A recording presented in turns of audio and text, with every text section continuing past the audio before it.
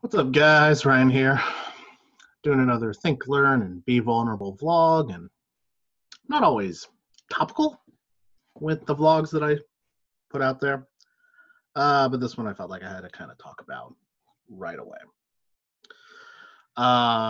Ready?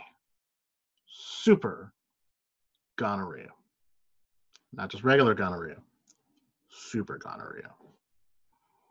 And I'm not talking about like super May. It's not good gonorrhea. It's not the kind that, makes you want to build low-income housing or something like that. This is bad. It's very bad. The reason it's super is because it's a bacterial strain that has become really, really resistant to antibiotics, and specifically to azithromycin. Azithromycin is a antibiotic. That's what's called a broad spectrum antibiotic, and it basically means it hits a lot of different potential bacterial infections, and it's not very specific. It's sort of meant to just kind of be a kill-all. And the problem is that for some reason, azithromycin use has gone way up.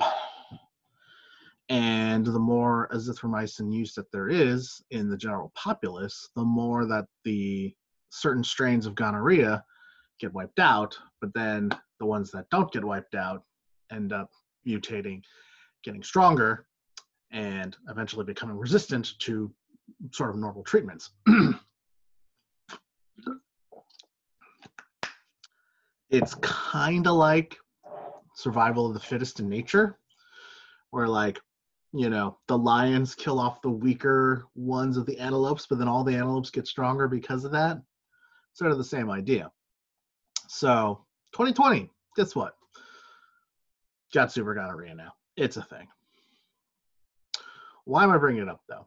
Well, one, y'all motherfuckers shouldn't be out there having sex anyway, especially unprotected sex, especially with new partners. It's a pandemic. It's doubly bad. It's a bad idea regardless. But now you could get a disease that's not even sexually transmitted, aka COVID. But now you can also get super gonorrhea. But the reason there's been so much azithromycin use is because it was being used in conjunction with hydroxychloroquine. And hydroxychloroquine was being used to mistakenly treat COVID. At whose behest? Donald Trump. So this is a problem now.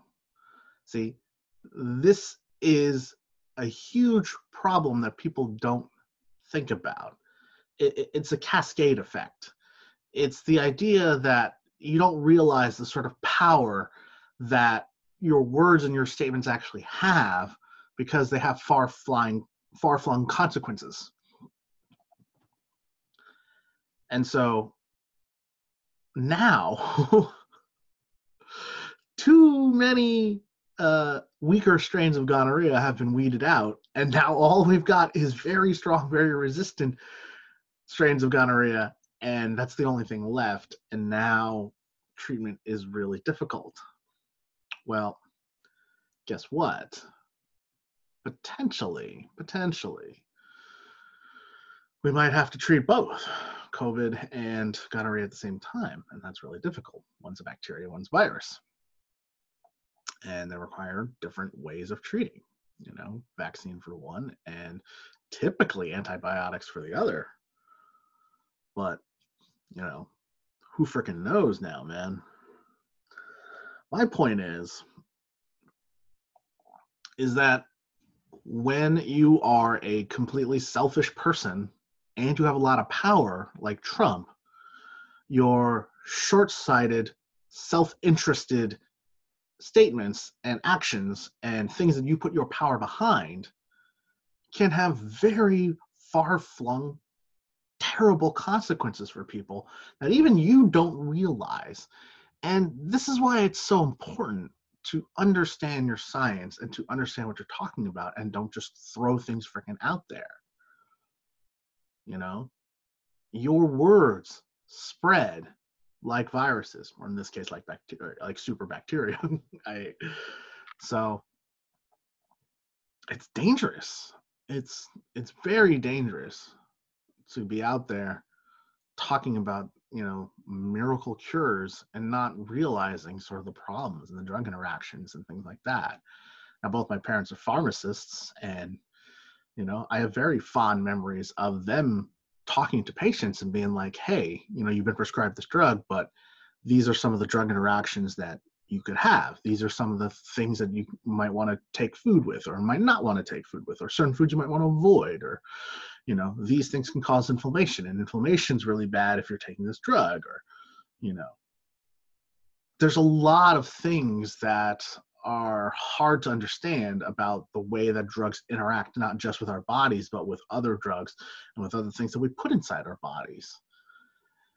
And so if we're not aware of these things, guess what happens? Super gonorrhea. So how do we think learn to be vulnerable? Well, we need to think about the power of the words that we put out there. We need to think about what we're saying and think about sort of the consequences of what we're saying, what we're saying and what we're doing.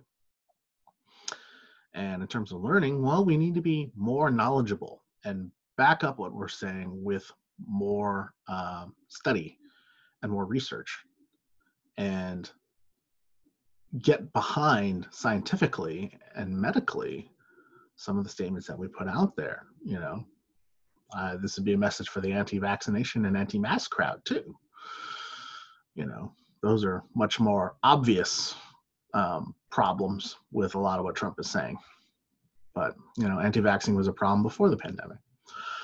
In terms of being vulnerable, realize that you don't fucking know much. Like, that's been hard for me to come to terms with. I've always been used to being, you know, the guy who knows stuff, the smart guy, the guy who's on top of things, you know. But slowly but surely over my life has become more complicated. And I find that I know a smaller and smaller and smaller percentage of things, and especially about subjects that are really important. Both my parents are pharmacists, and I have a vague knowledge of certain medicines and certain interactions, but that's through osmosis. That's not through study. You know, most people know less. So does that make me an expert? Comparatively, yes, but not in any real sense of the word. You know, I only know about this because I read a few articles. So, yeah, we need to look at ourselves and realize we don't know much of anything, that we're not experts in every field, that a few articles don't make you an expert. You know, that shouldn't drive your decisions, especially on things that are really important, you know, especially on things like medicine. This is why having experts and expert opinions and scientifically backed opinions are so important, because they have done the study and the research and the time and the lab results and then the peer review, things that you just don't have the time and or ability to do. Certainly not without years and years of research. You know, I'm not saying medicine's perfect, but it's about as close as you can get. You know, and when they make a mistake, usually they fix it. Or they write something else that says, hey, guess what? You know, this drug's not ready, or they pull it off the shelves. You know, and I can see why a lot of people would be worried about this vaccine, because it did come out so fast. But there's a lot to like about it too. You know, and the thing is, if we're going to fight coronavirus, we may not have a choice. You know, if we're going to get it out in a time before it destroys our economy, then we need to get it out fast. So I understand your trepidation, but do your research. Plain and simple. Just do your research, and when you do feel ready and comfortable, then you can do it. But if you never feel ready and comfortable, yeah, well, I don't blame you. because there's super gonorrhea out there too. So maybe we should all just stay locked down a little bit longer. I don't know anymore, guys. But be careful, stay safe, don't fuck nobody else, and I'll see you later.